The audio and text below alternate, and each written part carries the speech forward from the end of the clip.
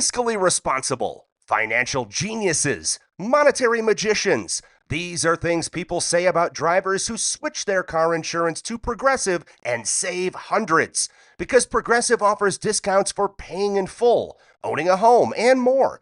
Plus, you can count on their great customer service to help when you need it, so your dollar goes a long way. Visit Progressive.com to see if you could save on car insurance. Progressive Casualty Insurance Company and Affiliates. Potential savings will vary. Not available in all states or situations.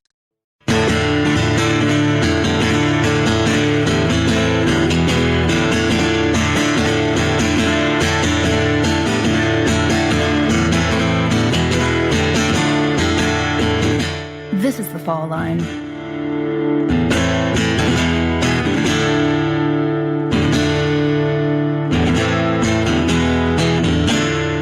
This episode is part 2 in a series. Please listen to the prologue before you start this one.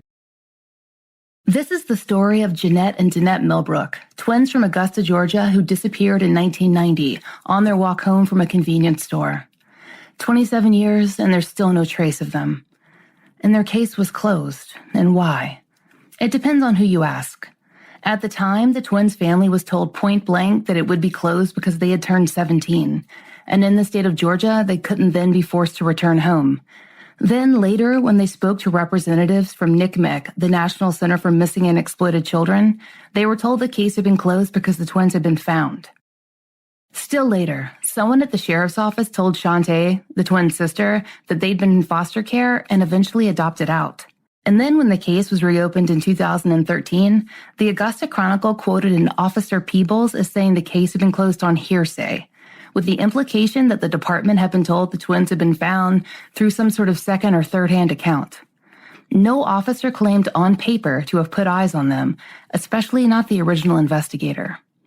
So, there's the official record, and then there's the truth. We begin with a problem.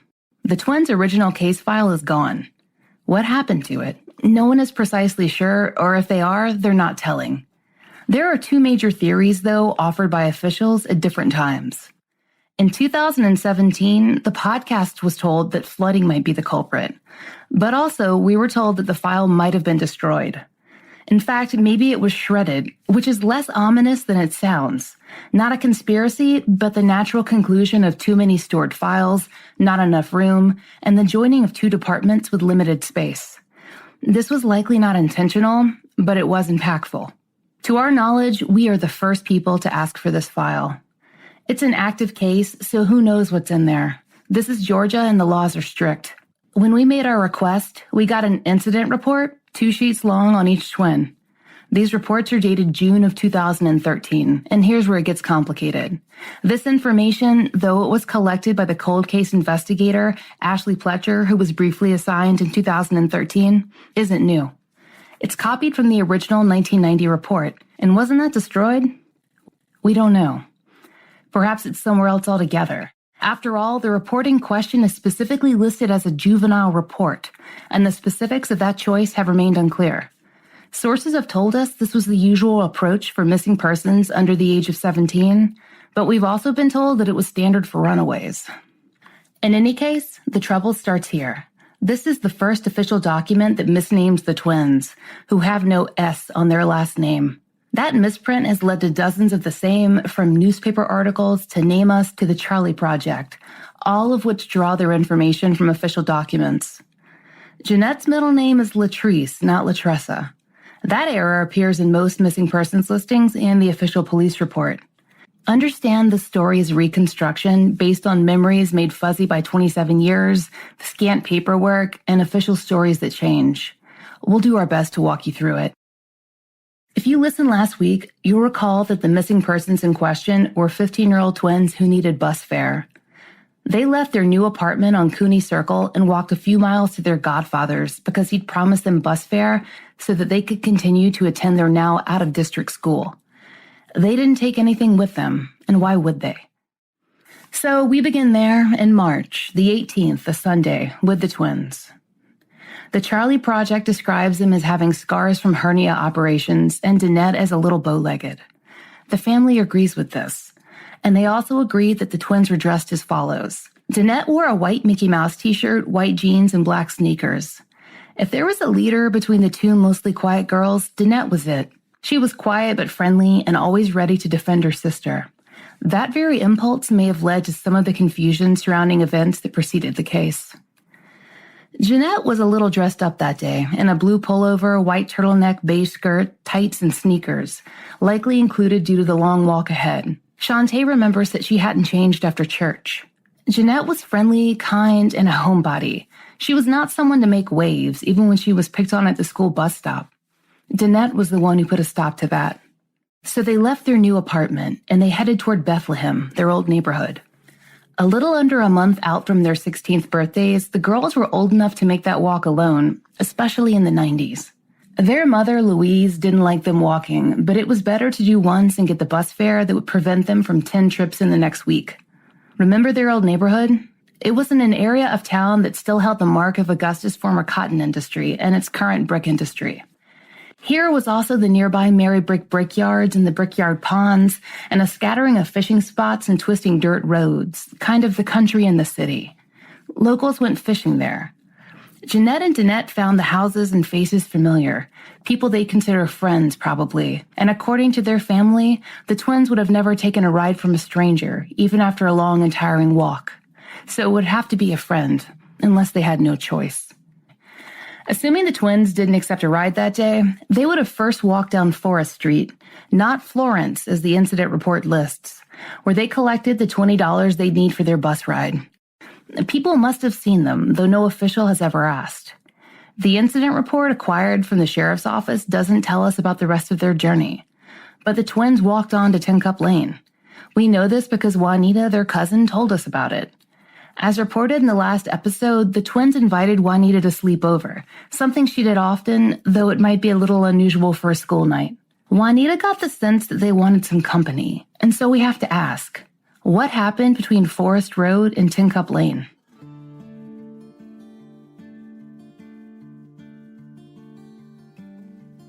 We have to pause here to move a little ways back in time. Not by much, just a few hours. It's still March 18th. It's lunchtime. It's a little moment from that day that may be important, and it may not be, but it's not mentioned in any police report we've been able to obtain. Shantae and Louise were never asked about it. The story goes like this. After church, the pastor gave Louise a few dollars to buy her children lunch. Miles from any grocery store and without a car, their choices were limited.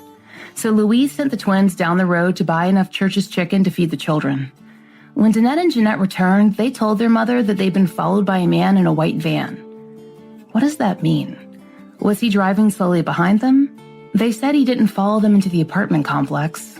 They didn't say much, really. Shantae remembers that they played it down so much so that she and her mom forgot all about it until we worked to establish an hour-by-hour timeline of that day. So maybe the guy in the van had them on edge. Or maybe they ran into someone else, or more than one someone. Back to the afternoon of March 18th. Dannette and Jeannette walk on to Pickwood Avenue, just a block or two away from Juanita's house. That's where their eldest sister, Asiander, was staying. The original investigator never spoke to Asiander. That stop at Pickwood Avenue isn't on the report. In fact, Asiander didn't have involvement in the investigation until 2013, when they asked her to submit DNA to help them search the system for unidentified victims. March 18th, and now we're off the official record, but we have the family to help us along the way. We know the twins walked from Asiander's home to the Pump and Shop, which is on the corner of MLK and 12th. We don't know if they stopped anywhere along the way. Miss Gloria, a familiar figure to them, was working the register, and they were thirsty and hungry. They'd walked nearly 2 hours. But if you had only $25 to fund some runaway scheme, would you spend part of it on chips and soda? Miss Gloria says they seemed happy enough. They knew each other to speak to, but that was all. She did talk to police, though she isn't mentioned by name or anywhere on the publicly accessible reports. We only know this because Shantae and Louise eventually got worried. The twins weren't back by dark, and they never stayed out. Finally, they decided to go looking for them. It was 1990 and no one had cell phones. Few people had pagers. You just had to wait for your children to come home. In the following clip, Shantae Sturgis, the twins' sister, remembers that night. If you could describe for us the walk that you and your mom took the evening that you realized Jeannette and Dannette were missing. The walk we took, we went down Olive Road, going towards Martin Luther King Boulevard. As we was walking, we was also looking in like bushes and trees, different types of little abandoned buildings and stuff like that, because we already heard stories about people getting killed and stuff like that. So my mom was like, she was just going to take a look, and on our way down, we just kept looking and looking and looking until we made it to the store that they was last seen at. Did you call for them at all? No, we didn't call for them because my mom had already talked to my older sister, and my older sister told her that they had left her house going towards the Pump and Shop store. That was the only reason why we went to Pump and Shop, is because she said that's the way they went. So we just went in there because the lady that works there knows my mom, but she knowed us too. So we went in there and asked her, had she seen them? Did they come in there? And she said yes. And she told my mom exactly what they came in there and brought. And she said once they left out of the store, she didn't see if they got in a car with somebody or what direction they went. She said she just glanced away for a second and looked up and they was gone. We just kept looking and, like on the side of buildings and stuff like that, and different like little areas where you see a whole bunch of trees and bushes and stuff. We looked in those areas and didn't see anything. And then after you spoke to Gloria at the gas station is when you came back home and called the police? Yes, when we left from talking to Miss Gloria, we made our way back home. And on our way back home, we kept looking in different areas that we didn't look on our way going down. So by the time we made it home, we called, Richmond County, and they told my mom that she had to wait 24 hours to report them missing if they hadn't came back by the next day to call them back, which she did. And when she called them back, she gave them the description of everything they had on that day. And that was it. And we hear nothing else until probably that next week when they sent the investigator out to talk to her about their case, about them missing. So Louise and Shantae began a back and forth process that would drag on for 27 years. Louise waited, Louise called back, and eventually a beat cop showed up and took a report. We think the case file that we have now is based on that single report, with the misspelled names, the wrong streets, the missing characters, the inaccurate order of events. It was another week before the original investigator came by their place. As he told us a few weeks ago via phone, they were always considered runaways. After all, there were 70 a month in Augusta. And as our May 15th, 2017 phone call with him, the original investigator says it was then handed off to a juvenile investigator, now deceased, who closed it. And here's where things get tricky. We don't think that's actually the case. The juvenile officer, Mr. Westbrook, is the same person who, after the case was closed, told Louise he was going to help her look for the twins. During our phone call, the original investigator implied that the juvenile officer, Westbrook, had found the girls, but that is simply not the case.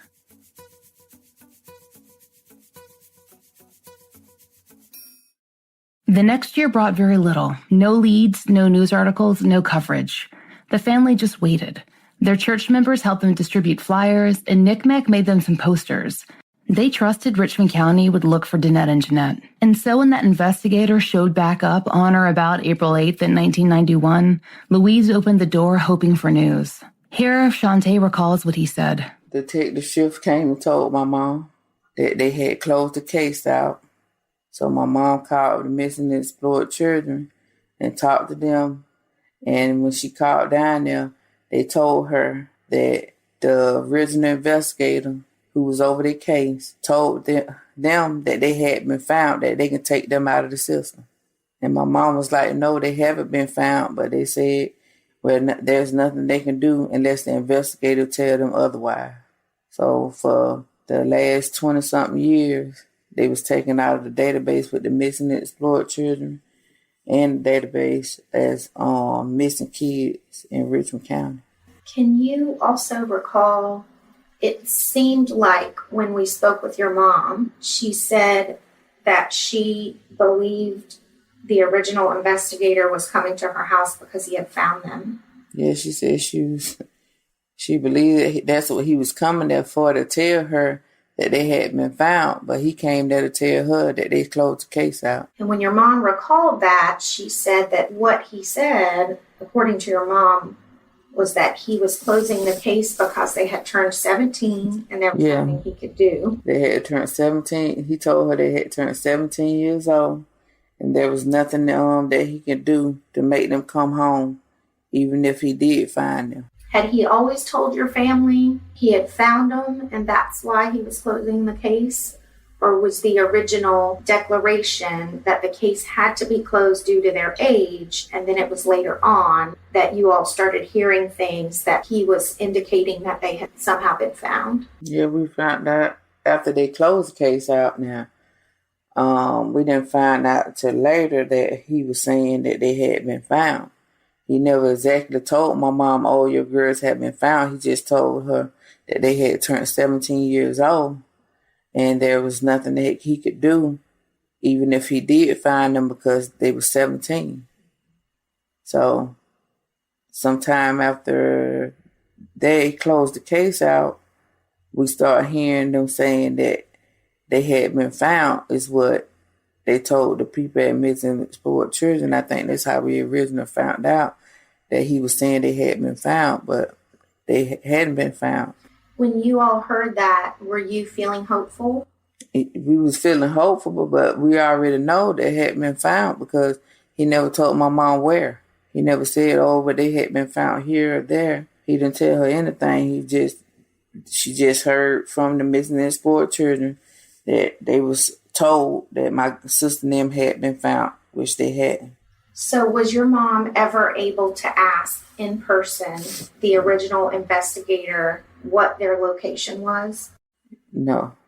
She did ask him where did they find him. He said that he couldn't tell her where they had been found. Only thing he know is that they had been located and that they couldn't make them come back home. And so she attempted to get some kind of a physical... Right.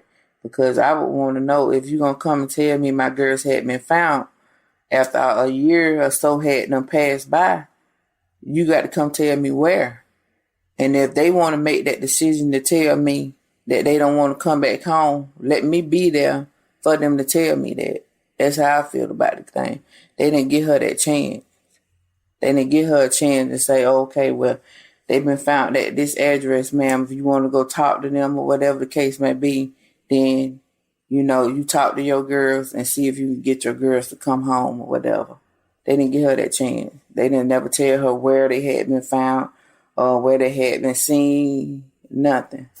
So your mom was trying to get them to give her some kind of address or some kind of address or what area or who house they was at, but they never did tell her anything. Just they had them close the case out and saying that they had been found, but it was never found. We can't prove that the family story is true, but it was enough for Sheriff Richard Roundtree to declare in 2013 that a terrible injustice had been done and to reopen the case. And yet, we have been told twice that such a thing couldn't have happened, that a missing children's case would never be closed without those children being found.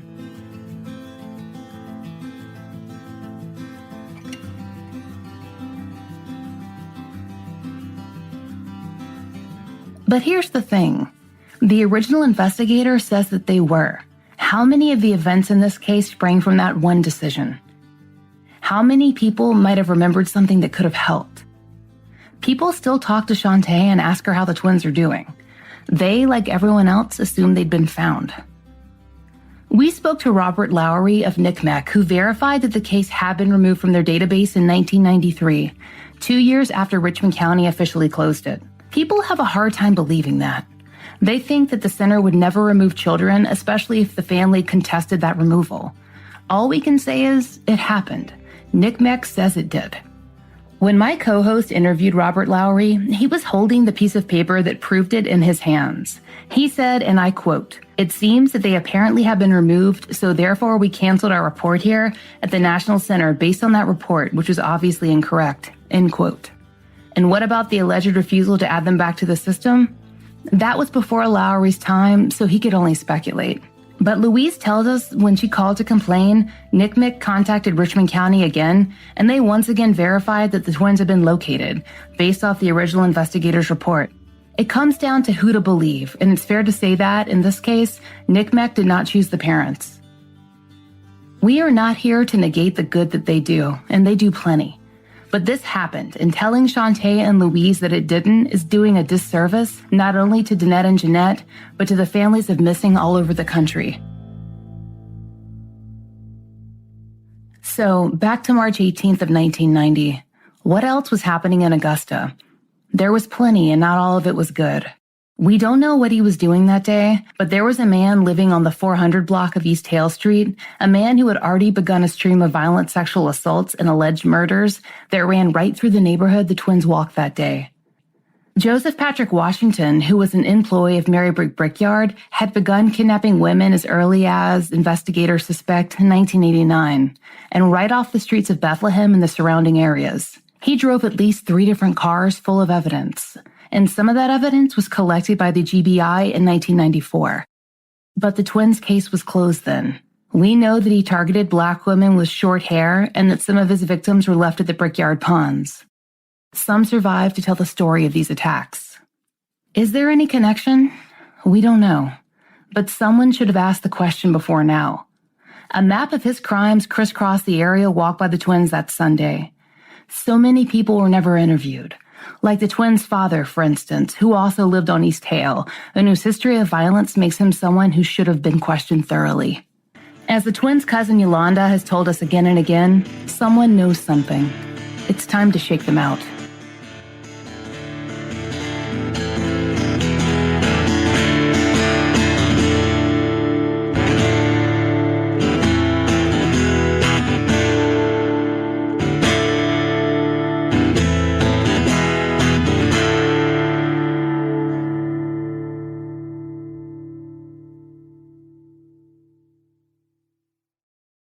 At Arizona State University, we're bringing world-class education from our globally acclaimed faculty to you.